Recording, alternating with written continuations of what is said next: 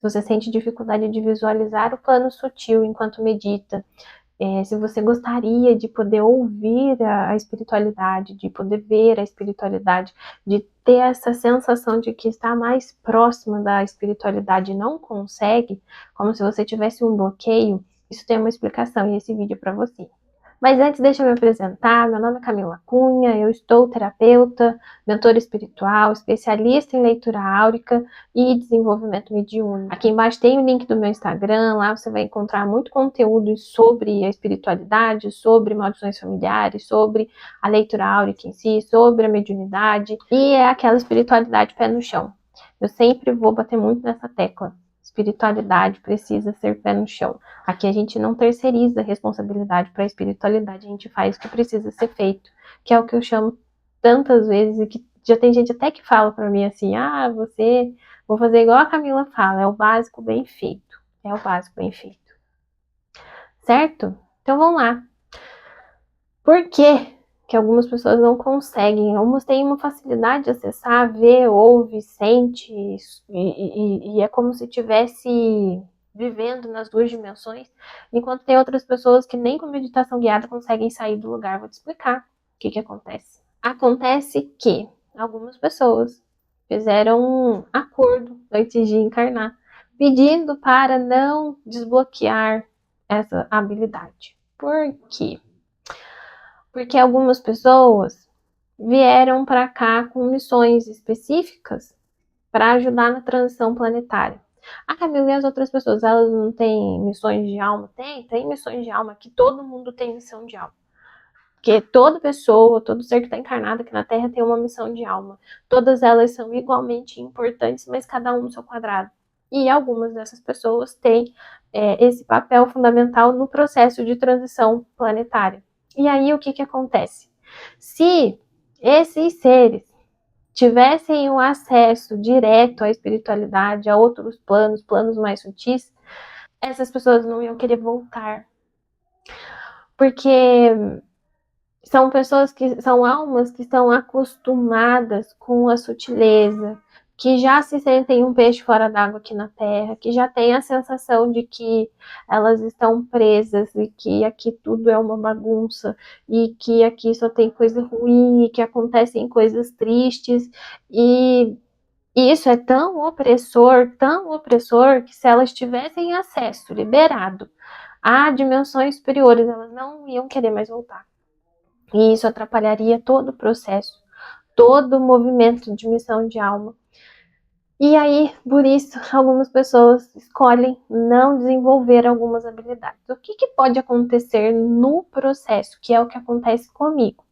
Eu sou neurodivergente, inclusive eu tenho um vídeo para gravar, para falar sobre a neurodivergência e a espiritualidade, como que elas se completam. Comenta aqui embaixo se você gostaria de saber sobre esse assunto, como que o TDAH, a superdotação, pessoas altamente sensíveis, o que isso tem a ver com a espiritualidade, como que elas como é que esses caminhos se cruzam, como que funciona isso. Eu sou neurodivergente, e aí eu quero trazer essas informações também de coisas que a espiritualidade já informou, coisas que eu já presenciei, de alunas, de clientes, e histórias que eu tenho para contar. Comenta aqui embaixo, já deixa o seu like, por favor, isso é importante para mim, para que o YouTube distribua esse conteúdo para outras pessoas que estão se sentindo perdidas, que estão se sentindo um peixinho fora d'água aí, estão precisando só de alguém para poder se sentir mais acolhido. Se inscreve no canal e vou continuar explicando. Então, a mediunidade, ela se apresentou para mim quando eu tinha, eu não sei quantos anos, eu era criança. E eu tinha sonhos premonitórios. E na pré-adolescência isso acontecia muito também. Então eu sonhava e eram sempre sonhos que diziam, que significavam a morte de alguém. E normalmente não eram pessoas que eu tinha contato físico, que eu conhecesse, mas que eu sabia que era um conhecido, por exemplo, da minha mãe, porque eu contava para ela e ela falava, nossa, mas essa pessoa é tal pessoa, nossa, mas isso pode ser fulano de tal.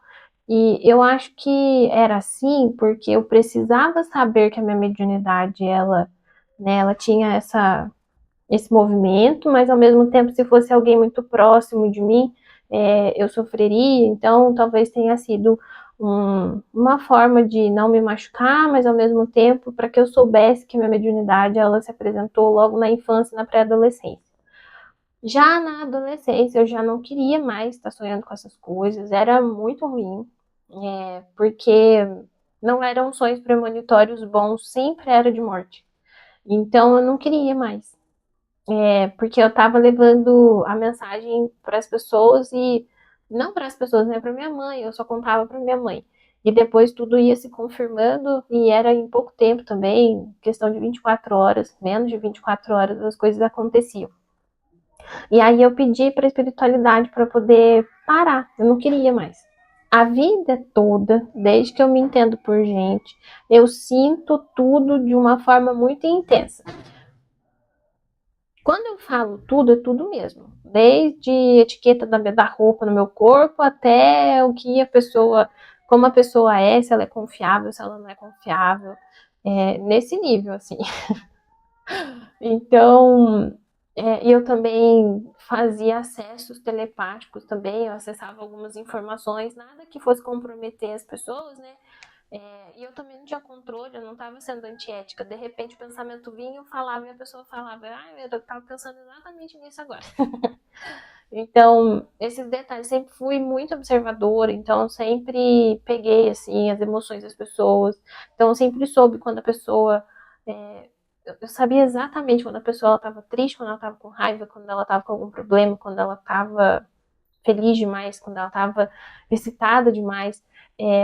Eu sempre soube identificar isso. E não precisa ser uma pessoa que eu conheço muito bem. Pode ser uma pessoa que eu nunca vi na vida. Eu bato o olho, eu consigo acessar essas informações. Com o tempo isso foi se aperfeiçoando. Depois que eu canalizei a leitura áurica também se aperfeiçoou ainda mais. E conforme eu vou estudando sobre a espiritualidade, conforme eu vou lendo, eu vou adquirindo conhecimento, eu vou praticando, eu vou fazendo os movimentos, vai ficando cada vez mais aguçado. E outras habilidades mediúnicas vêm se apresentando para mim. Então, antes eu não conseguia fazer alguns tipos de meditações. Hoje eu já faço, mas não vou dizer que é um trem que eu gosto. Não é, eu não tenho muita paciência para ficar um tempão meditando, por ser neurodivergente, a minha mente ela devaneia muito, mas eu tenho muita facilidade para entrar no campo das pessoas. Então, minhas clientes, quando eu faço a leitura áurica, eu falo para elas coisas que às vezes nem elas não contaram nem para a mãe, não contaram nem para o pai, nem para o marido. E na leitura áurica tudo aparece ali. E quando eu entro no campo delas, no tete a tete, no ao vivo, quando a gente faz a videochamada, né, os atendimentos que são por videochamada, eu vejo na minha tela mental. Então, eu acesso os mentores delas, eu falo como que eles são, qual mensagem eles estão passando. É tudo muito simbólico, então, às vezes, eu vejo, por exemplo, ontem atendendo uma cliente, eu vi uma bicicleta, não entendi. Só tinha uma bicicleta infantil, assim, no campo. Tudo branco, que é o campo que eu falo, é o campo da pessoa, né? É a biblioteca dela. É onde tá tudo ali, todas as informações sobre ela. E o campo, ele é uma consciência tão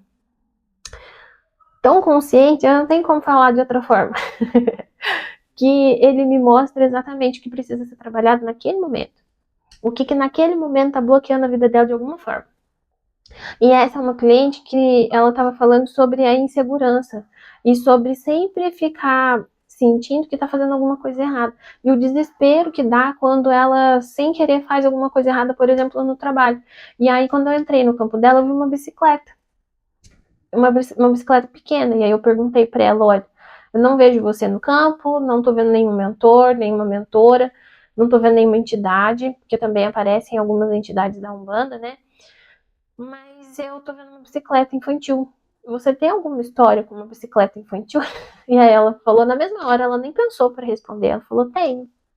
E aí ela falou que ela queria muito ter uma bicicleta e ela tava brincando. O irmão ganhou uma bicicleta, ela foi andar na bicicleta do irmão e desceu o morro. E aí eu acho que ela bateu contra um poste. E ela bateu a cabeça, e a cabeça dela sangrou muito. acho que foi aqui em cima, e aí escorria, o cabelo dela ficou todo ensopado de sangue, o sangue escorria pelo rosto, pelo queixo, e a mãe brigou muito com ela. A mãe provavelmente ficou muito assustada, né? E ela ficou muito desesperada, achando que tinha feito alguma coisa errada, mas ela não estava preocupada com a vida dela. Ela estava preocupada com o furdunço que a mãe fez por conta do desespero dela. E aí eu perguntei qual foi a última vez que você teve a mesma sensação que você teve no dia que você bateu a cabeça quando era criança, andando de bicicleta. Ela falou, Camila, a última vez que eu senti foi na semana passada, mas eu já senti isso várias outras vezes durante a vida. Ou seja, ali se instaurou um trauma, de que ela só faz coisa errada, e um trauma também que pode ter ficado ali é o desespero de fazer algo errado e prejudicar alguém, e assustar alguém, entende? Não é sobre ela. O medo não é, a insegurança não é sobre ela. Porque, por exemplo, se fosse sobre ela, ela nunca mais subiria numa bicicleta. Aí seria um trauma instaurado de proteção para ela. Mas não é, porque depois ela falou para mim. Ela falou, Camila, por muitos anos depois, a bicicleta ela era para mim um meio de transporte. Então, o negócio dela é o que ela causa para o outro quando ela faz algo errado, quando ela faz algo impensado. Então, ela criou também várias crenças em relação a ela ali. Então, o campo ele mostra para mim hoje, mas antes eu não via nada. Eu não conseguia fazer nem meditação guiada. Então, é treino, é estudo. Eu falo que a espiritualidade ela tem 3 pilares: conhecimento, autoconhecimento e a prática do bem. É a prática ética, né? Então, quando a gente está fundado nesses pilares, a espiritualidade ela vai se transformando, ela vai se trabalhando, ela vai se expandindo e ela vai crescendo, ela vai se tornando cada vez uma luz mais poderosa dentro da gente. Então, pratica, treina, estuda. Se você tem medo, hoje mesmo eu vi, alguém colocou um comentário lá, como faz se eu tenho medo? Eu gostaria de ter mais acessos, mas eu tenho medo. E a resposta é muito simples. Conhecimento, a gente só tem medo daquilo que a gente não conhece. A gente tem medo do desconhecido, o ser humano tem medo do desconhecido. Então, se algo é desconhecido, se você passa a conhecer através do conhecimento, da informação ética, responsável, eu falo muito sobre ética. Eu acabo repetindo muito essa palavra, porque na espiritualidade eu vejo cada coisa. É gente responsabilizando as ferramentas para poder mudar de vida, é gente que responsabiliza movimentos energéticos para poder melhorar o estado de humor, para poder melhorar a prosperidade, mas aqui dentro tudo fica do mesmo jeito, entende? É como querer emagrecer comendo besteira, comendo que não pode. É como querer ter mais músculo, mas aplicando alguma coisa que vai ajudar a criar mais músculo e não treinando pesado, entende?